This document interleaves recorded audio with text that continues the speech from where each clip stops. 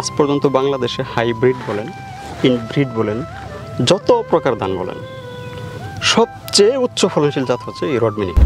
এই ধানটি আপনার 33 শতকে বিঘায় সঠিকভাবে পরিচর্যা করতে পারলে এবং ভালো ফলন ফলাইতে পারলে 33 শতকে বিঘায় 28 থেকে 38 মণ পর্যন্ত ফলন আসবে বড়তে। সারি থেকে সারির দূরত্ব দিতে হবে 8 ইঞ্চি, সারির ভিতরে 6 ইঞ্চি, প্রত্যেক গুছিতে 2 থেকে 3টি করে চারা দিতে হবে। সার DAP, TSP, potash, boron, magnesium যা আছে সমস্ত সার ওই 29 সমান দিবেন। একটা দুইটা করে দিয়ে চারা দিয়ে রোপণ করলে আপনার 30 থেকে 35টা ঘাস কাটি আসবে। 30 থেকে গোড়াটা শীষের গোড়ার দিকে কিন্তু সাধারণত সচরাচর আপনার 20% চিটা হয়। কিন্তু এই রড মিনিকেটে, তারপরে আপনার গণতারা এবং ফিলিপাইন সুগন্ধিতে একদম গোড়ার দানটা থেকেও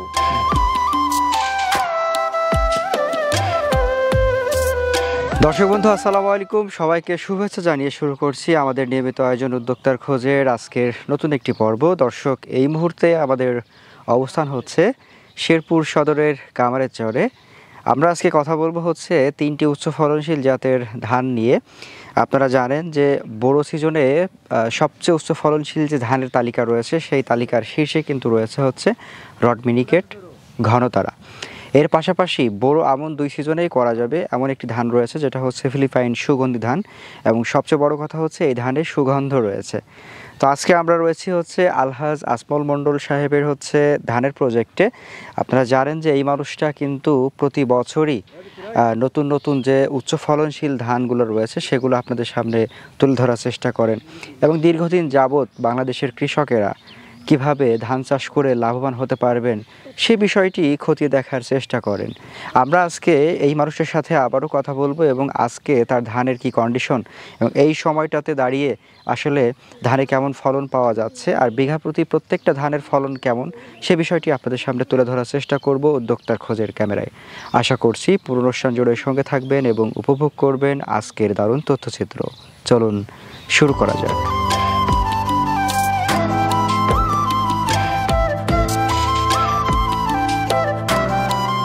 আসসালামু আলাইকুম। ওয়ালাইকুম সালাম। আলহাজ আজমল মণ্ডল ভাই, জি কেমন আছেন? আলহামদুলিল্লাহ, আপনি? আলহামদুলিল্লাহ ভালো রয়েছি। আপনার প্রতি বছর যে বিভিন্ন ধরনের ধান জি, সেটা দেখার জন্য আবারও চলে আসছে এই সিজনে। সব মিলিয়ে আপনার ধানের প্রজেক্টের কি খবর সেটা একটু বলেন। না, ধানের প্রজেক্টে ইনশাআল্লাহ আলহামদুলিল্লাহ। আলহামদুলিল্লাহ। জি, এবছরে এই সিজনে মোটামুটি কি ধান চাষ করলেন? এই যে আপনার উচ্চ ফলনশীল রড মিনিকেট, যেটা সর্বোচ্চ ফলনশীল একটি জাত। আচ্ছা, আমরা এটা গত বোধহয় 3 বছরের বেশি সময় ধরে জেনে আসছি। হ্যাঁ, রড মিনিকেট, এরপরে রড মিনিকেটের পাশাপাশি আপনার উচ্চ ফলনশীল গণতারা এবং উচ্চ ফলনশীল ফিলিপাইন সুগন্ধি, যেটা বিরিয়ানি চাউল হিসেবে ব্যবহার করা যায় এবং উচ্চ ফলনশীল একটি জাত।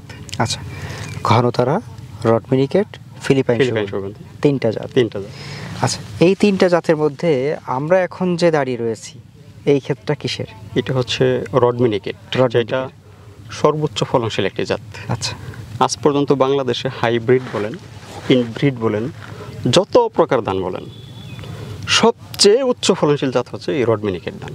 আচ্ছা, রড মিনিকেটকে ছাড়াই যাবো এখন পর্যন্ত এরকম ধান বাংলাদেশে নাই, মানে হাইব্রিড ইনব্রিড কোনো ধানই না।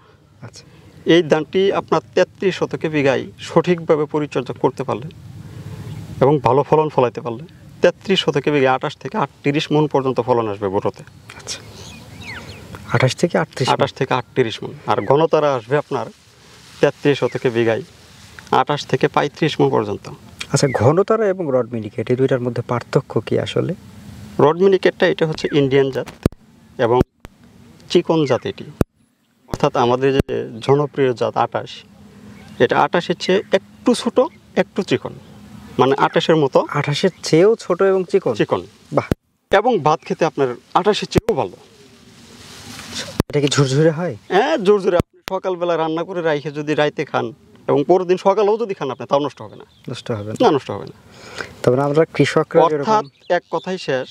এবং ঘনতারা যেটা, এটা আপনার এটাও ভাত খেতে ভালো, ওইটা একটু সামান্য গোল চিকন আর কি, মোটা ধরে না, চিকনই গোল চিকন, এটা লম্বা চিকন। এবং ফিলিপাইন সুগন্ধি যেটা, এটা একদম কাটারির মতো ঘ্রাণ আছে, বিরিয়ানি চাউল হিসেবে ব্যবহার করা যাবে।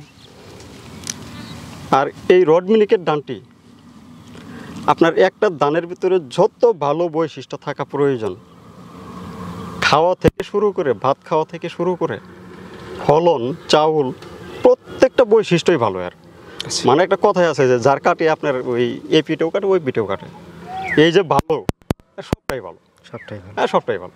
চারা রোপণের নিয়ম এ মনে করেন রড মিনিকেট নাম রাখার চারা রোপণের নিয়ম হলো আপনার এটাতে 30 থেকে 35 দিনের চারা যদি বুড়োতে রোপণ করা যায় তাহলে ফলনটা ভালো হয়। তবে যেহেতু বুড়োতে শীত থাকে আবহাওয়ার কারণে অনেক সময় 30-35 দিনের চারা রোপণ করা সম্ভব হয় না। সেই ক্ষেত্রে যদি চারা বয়স বেশি হয়ে যায় তাও কোনো সমস্যা হবে না, কিছুটা ফলনে পার্থক্য হবে, সেটা হয়তো বা 1-1.5 মণ বা 2 মণ ধান। রোপণের নিয়ম, এটা রোপণের নিয়ম আপনার সারি থেকে সারির দূরত্ব দিতে হবে 8 ইঞ্চি, সারির ভিতরে 6 ইঞ্চি, প্রত্যেক গুছিতে 2 থেকে 3টি করে চারা দিতে হবে। তবে একটা জিনিস মাথায় রাখতে হবে, যে ভালো মানে যে লোক শক্তিশালী বেশি সেই কিন্তু খায় বেশি। এই ধানটা যেহেতু উচ্চ ফলনশীল ধান, উচ্চ ফলন দেয়, এ একটু খাবারও বেশি খায়, এই জিনিসটা মাথায় রাখতে হবে। আচ্ছা, খাবার বেশি বলতে আবার অতিরিক্ত বেশি দিয়ে নষ্টও করা যাবে না, একটা নির্দিষ্ট মাত্রা অনুযায়ী দিতে হবে। সেই ক্ষেত্রে নির্দিষ্ট করে বলা ঠিক হবে না, কারণ বাংলাদেশে এক এলাকার জমি উর্বরতা ব্যাপার যেহেতু এক রকম থাকে। সেই ক্ষেত্রে সহজভাবে বোঝার জন্য আমি যেটা বলবো যে আপনার জমিতে 29 লাগালে যে পরিমাণ সার দিতেন, সমস্ত সার DAP, TSP, potash, boron, magnesium যা আছে সমস্ত সার ওই 29-এ সমান দিবেন। আর ইউরিয়া সারটা আপনার জমিতে 29 লাগালে যে পরিমাণ সারটা দিতেন তার চেয়ে 33 শতকে বিঘে আরও 5 কেজি বেশি দিবেন। আচ্ছা, এই সুষম পরিমাণ সার দিতে পারলে এটি 33 থেকে 38 মণ পর্যন্ত ফলন ফলানো সম্ভব। আচ্ছা, এটা গেল হচ্ছে রড মিনিকেট। হ্যাঁ, আচ্ছা, এর আরও বিশেষ কিছু বৈশিষ্ট্য রয়েছে আপনার। এই ধানটা কিন্তু রড মিনিকেট বলা হচ্ছে এই কারণে এই ধানটা শুয়ে পড়ে না বা হেলে পড়ে না, রোডের মতো শক্ত। তাই নাকি? এই ধানটা আপনার ওজনও বেশি, রোডের মতো ওজন। আমরা মুরগির বস্তাগুলোর মধ্যে অন্যান্য ধান যেখানে 48 থেকে 50 কেজি ধারণ করে, এই রড মিনিকেট ধান ধারণ করে আপনার ওই একই সম পরিমাণ বস্তায় 60 থেকে 65 কেজি। বিরাট ব্যাপার। শুধু এই জিনিসটাই না, আপনার অন্যান্য ধানে আপনি 40 কেজিতে চাউল পাবেন, আপনি 23-24 সর্বোচ্চ 25 কেজি। এই রড মিনিকেট ধানে চাউল হয় 30 কেজি, 40 কেজিতে। 40 কেজিতে মানে দানার পুষ্ট বেশি। দানার পুষ্ট বেশি। আচ্ছা, অর্থাৎ এর সবটা দিকই ভালো, এক কথাই শেষ। যদি আমরা ঘনতারার বৈশিষ্ট্যে যেতে চাই, ঘনতারাও একটি উচ্চ ফলনশীল জাত ওইটা।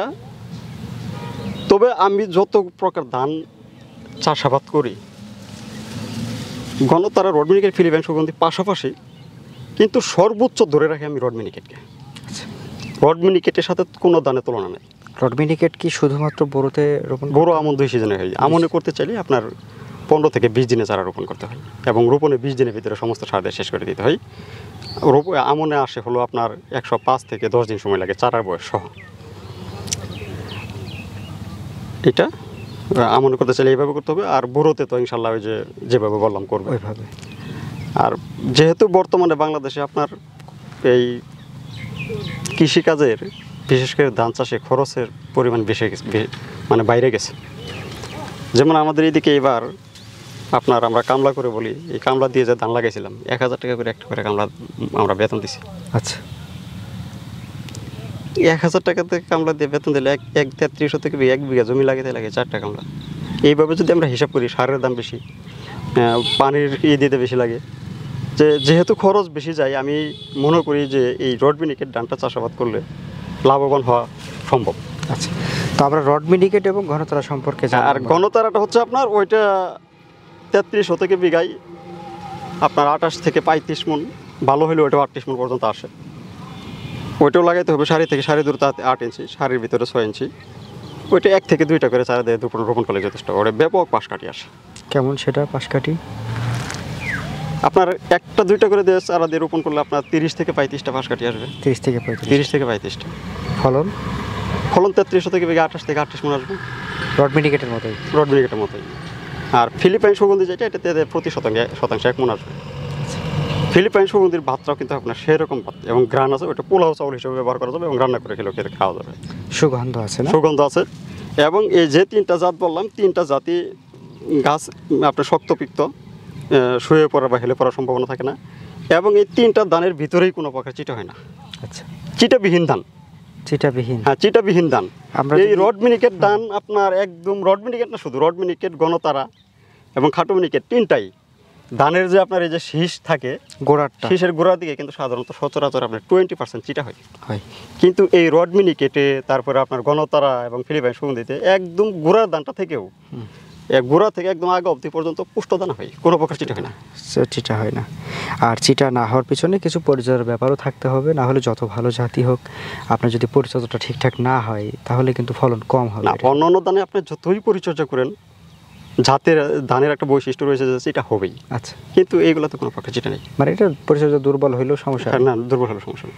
তো এই 3টা জাতের মধ্যে আমরা আগেও প্রচুর করতে পারবো না, কারণ এক একটার এক এক রকম বৈশিষ্ট্য। হ্যাঁ, বৈশিষ্ট্য যে।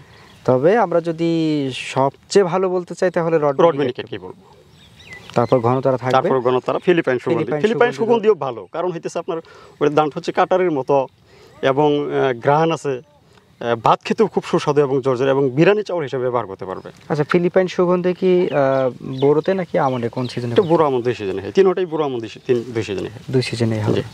তবে তিনটাই বুড়ো আমনে রোপণ করতে চাইলে 20 দিনে চারা রোপণ করতে হবে, রোপণে 20 দিনের ভিতরে সার দিয়ে শেষ করে দিতে হবে। তারপরে আমরা যারা কৃষকরা রয়েছি, আমরা যদি ভালো ফলন পেতে চাই, ভালো লাভ করতে চাই ধান চাষ করে, তাহলে আমাদেরকে 3টার মধ্যে যে কোনো একটা বেছে নিতে পারলে হচ্ছে। তবে রড মিনিকেটকে আমরা একটু এগিয়ে রাখবো। হ্যাঁ, অবশ্যই। হ্যাঁ, এই রড মিনিকেট শুধু আগায় রাখবো না, আপনি রড মিনিকেটটা আগামী 5 বছরের মধ্যে সারা বাংলাদেশে 80% লোক এই রড মিনিকেট চাষাবাদ করা শুরু করে দেবে। হ্যাঁ, না, ইনশাআল্লাহ, আল্লাহর রহমতে অলরেডি দেখতে পাচ্ছি 50% অলরেডি 50% হয়ে গেছে। এবং মোটামুটি দর্শক, আমরা যদি বলতে চাই যে আমরা যত এলাকাতেই ঘুরি না কেন, দেশের বিভিন্ন প্রান্তে আমরা যখন যাই, তখন এই ধান চাষি যারা রয়েছেন তারা কিন্তু এখন রড মিনিকেটের নামটা অনেকেই পরিচিত হয়ে গিয়েছে। তো যাই হোক, মন্ডল ভাই, সর্বশেষ আমাদের কৃষক ভাইদের কোনো পরামর্শ? আমরা কিন্তু আমাদের যে জাতটা, এটা কিন্তু একদম অরিজিনাল ইন্ডিয়া থেকে নিয়ে আসা জাত। আমাদের বেনাপোলের কাতিও আছে, ওনার মাধ্যমে আমরা ইন্ডিয়া থেকে প্রতি বছরই নিয়ে আসি। আচ্ছা আচ্ছা, মানে আমাদের যে জাতটা, এটা অরিজিনাল জাত হয়ে যায়। অর্থাৎ আমরা ওইখান থেকে মোটামুটি ধরতে গেলে বিডার বীজ সংগ্রহ করি। আমাদের কাছ থেকে যেটা হয় এটা ভিত্তি বীজ হয়। ভিত্তি বীজ হয়? হ্যাঁ, ভিত্তি বীজ। আচ্ছা, আমাদের দর্শকদের, কৃষক ভাইদের কোনো পরামর্শ দিবেন কি ধান চাষ নিয়ে? হ্যাঁ, অবশ্যই। বাংলাদেশের কৃষক যারা আছেন এদেরকে আমি অবশ্যই বলবো যে আপনারা যে ধানগুলাই চাষাবাদ করেন না কেন, অবশ্যই তো লাভ করার জন্য চাষাবাদ করেন। এখানে যেহেতু রড মিনিকেট ধান, গণতারা ধান, এগুলো ফলন বেশি এবং ভাত খেতে সুস্বাদু, রোগবালাই কম, এগুলো ধানে কিন্তু কোনো প্রকার ব্লাস্ট ধরে না। আপনার যেহেতু ব্লাস্টও ধরে না, রোগ প্রতিরোধ ক্ষমতা ভালো, বিএলবি ধরে না, ধানের চিটে হয় না। তাই বাংলাদেশের কৃষক যারা আছেন, আমি আশা করব আপনারা এই রড মিনিকেট এবং গণতারা ও ফিলিপাইন সুগন্ধি এই ধানগুলো চাষাবাদ করেন। বিশেষ করে রড মিনিকেটকে আমি বেশি গুরুত্বপূর্ণ দিব, কারণ রড মিনিকেট ধানটা একটা ধান উচ্চ ফলন ফলানোর জন্য যতগুলো ভালো বৈশিষ্ট্য থাকা প্রয়োজন, সমস্ত বৈশিষ্ট্য এই রড মিনিকেট ধানের ভিতরে আছে। আচ্ছা, তাই বাংলাদেশের কৃষক যারা আছেন, রড মিনিকেট ধানটা আপনারা নিঃসন্দেহে চাষাবাদ করতে পারেন। এই ধান চাষাবাদ করলে কোনো রোগের সম্মুখীন হবেন না এবং কোনো লসের সম্মুখীন হবেন না, আশা করি। আচ্ছা, মনোল ভাই, তাহলে ভালো থাকবেন, আমাদের জন্য দোয়া করবেন, আপনার জন্য শুভকামনা। জি, আসসালামু আলাইকুম। আসসালামু আলাইকুম। ওয়ালাইকুম আসসালাম।